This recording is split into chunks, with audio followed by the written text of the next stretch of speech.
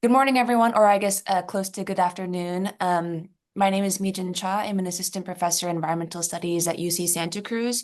And thank you to Camille and others for organizing this really interesting panel. Today, I'm going to talk a little bit about the Climate Jobs National Resource Center, which is an initiative here in the US that is a labor leading on climate and has had some pretty substantial policy successes. So just a quick overview, everybody here knows about blue-green coalitions and that they were seen as really a way to move past jobs versus environment tensions. So rather than pitting environmentalists against a labor interest, it was really a way to think about how can we envision going forward with it's not jobs versus the environment, but jobs and the environment.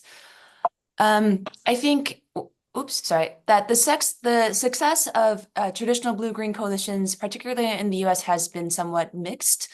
There have been some policy wins, particularly around workplace toxic concerns, but the ambitious policy wins still remain somewhat elusive. And by that, I mean, really thinking about changes to either the way that work is valued in green industries or an ability for blue-green coalitions to really, come together to reduce fossil fuel use. These bigger, ambitious policy wins still seem somewhat elusive. I think there's a lot of reasons why, and scholars have certainly analyzed these issues, but I think partly because the participation of blue-green has never truly, as you've heard in the previous presentations, truly been equal between the two interests. And particularly in the US, they tend to be much more focused on green than the blue.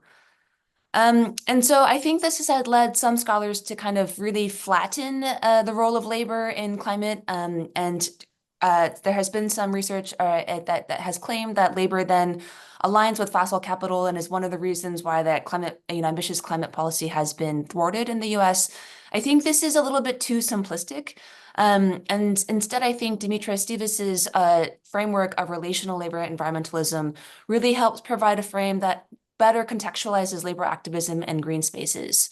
And Dimitris's framework is that, rather than saying that labor does X as like kind of a blunt idea, it's that really that labor is responsive to socioeconomic considerations. So thinking about kind of what is happening more broadly in society and the economy can more contextualize why labor acts the way that it does, rather than kind of these blunt labor always aligns with the employer or these other ideas that I think particularly that labor has the same amount of power as the fossil fuel industry to stop climate action.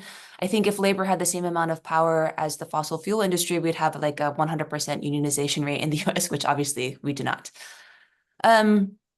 So to talk a little bit about the Climate Jobs National Resource Center, it began I think in this space then of, because there is not really ambitious success in the traditional blue-green alliances, in 2015 with my colleague Lara Skinner at Cornell University, we began this initiative called Labor Leading on Climate. And really the idea was that if we were to think about what would be a pro-climate, pro-labor initiative, what would that look like? So instead of labor being the recipient of the idea of climate policies or the inaction of climate policies, what would it look like if labor itself was the interest that advanced a pro-climate agenda?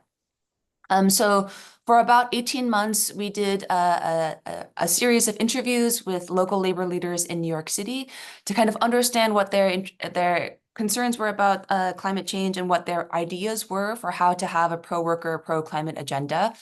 And then that culminated into the release of a policy report that then had some success with then Governor Andrew Cuomo announcing the creation of 40,000 climate jobs in partnership with the Labor Leading on Climate Initiative and with Climate Jobs New York that resulted as a result of this initiative and has continued to do advocacy at the state level to advance climate jobs.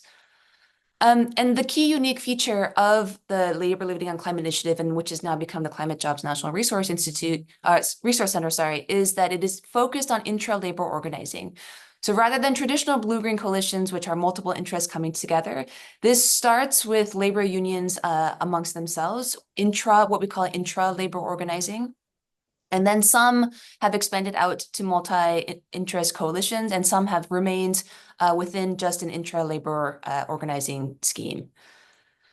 So this labor leading on climate then led to the creation of Climate Jobs New York, which led to the creation of the Climate Jobs National Resource Center and the Climate Jobs Institute. So the success of the New York initiative led to a statewide Climate Jobs New York an effort, which then led to the creation of a national climate jobs resource center, which then provides support and creates state-based efforts in different states across the country to kind of replicate this model that we developed in New York.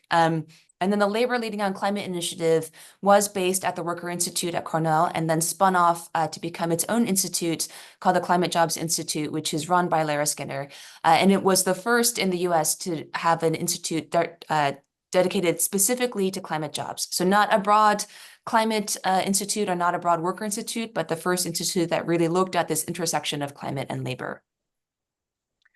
We now have state tables in Kentucky, Illinois, Massachusetts, Maine, New York, Pennsylvania, Rhode Island, Texas, and Washington.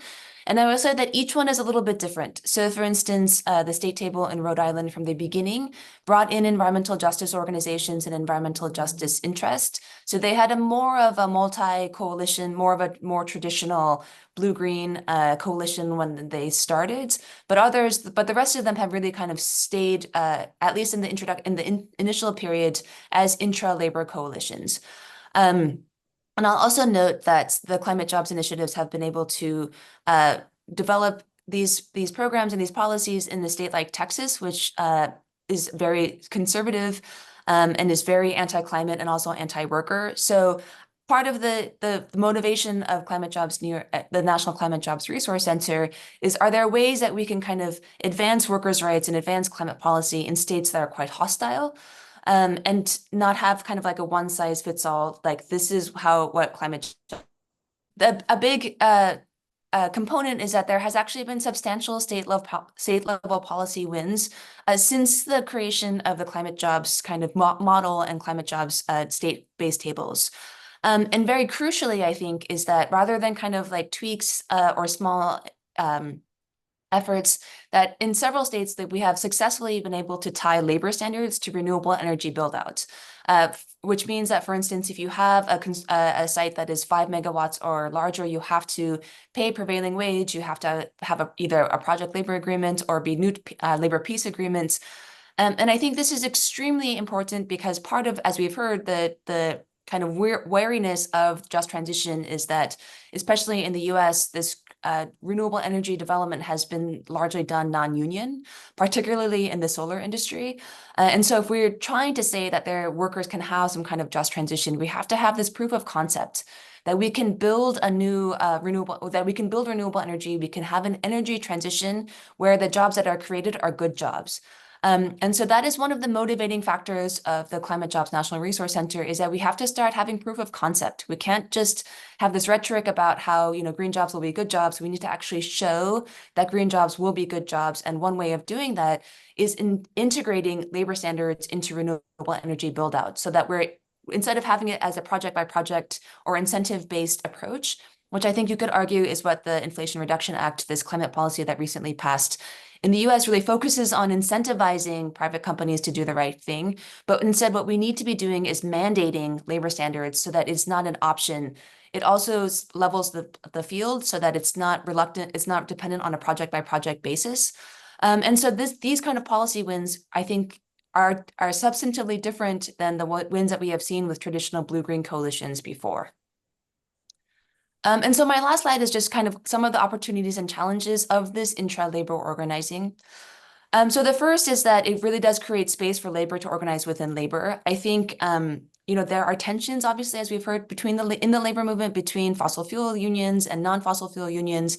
And that kind of tension is best resolved internally. I think that it also indicates that when labor unions join blue-green coalitions, it tends to be not the building trades and not the fossil fuel unions, but the nurses union or the teachers union, which has been some of the critiques of blue-green coalitions, that they don't really engage or are able to sustain involvement with unions that actually will see the first wave of job loss because of this energy transition. Whereas these tensions kind of are more easily resolved within or when labor organizes with labor. And I think this is particularly clear, for instance, in the issue in the state like Texas. which has a lot of fossil fuel unions, but they also have a lot of fossil fuel union participation in Climate Jobs Texas, which I think is a really important evolution. It also ensures that workers' concerns are central to policy and not compromised. I think another critique of more traditional blue-green movements have been that the worker part is the harder part because it's the one that companies are most and firms are most reluctant to do. And so those often get dropped off when we get to the point of negotiations and policy gets created. But with an effort like Climate Jobs National Resource Center, workers' concerns are central to policy, and so they do not advance unless the worker considerations are there. But I think, on the other hand, that means that they can be quite exclusive and ignore other social movements such as environmental justice and traditional environmentalists. Again, they're not uniform. So, for instance, the Climate Jobs Rhode Island has had this multi-issue organizing. And I think rather than saying that it's not as a challenge just for the idea of the sake of multi-issue coalitions.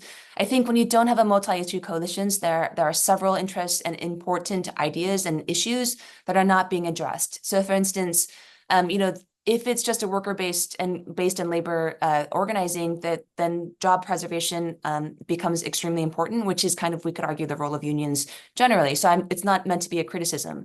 But that does ignore, I think, that the damage, for instance, that fossil fuel refineries have on the community and on the communities that surround them. If you don't have these environmental justice issues that are that are more prominent, and I think Vivian's video was a really interesting example of that, of like, the two Western country workers are really talking about jobs and the good jobs. And the worker from Nigeria is talking about how much fossil fuels have damaged their communities and their neighborhoods. And so I think, that you just get a much more rich and complex policy agenda that actually addresses the concerns and needs of communities and workers if you have a multi-issue coalition. And then my last point is that, this does again relate back to relational labor environmentalism, which is that now that green capital is ascendant, you see labor aligning with green capital, which is good in that, then you have positive developments of renewable energy build outs. But as we all know, there are no jobs on a dead planet, which means that we also have to reduce fossil fuel use to nearly zero. And I think that is a step that green capital certainly has not taken. And as a result, many labor efforts and have not taken that final step. But we do need to have fossil fuel drawdown. And so I think to the extent that unions align with the socio-political forces, there is a broader movement building that has to happen, that where there is power and political power behind the ending of fossil fuels. So thank you again for having me, and I apologize that I couldn't be there in person, but I really appreciate that.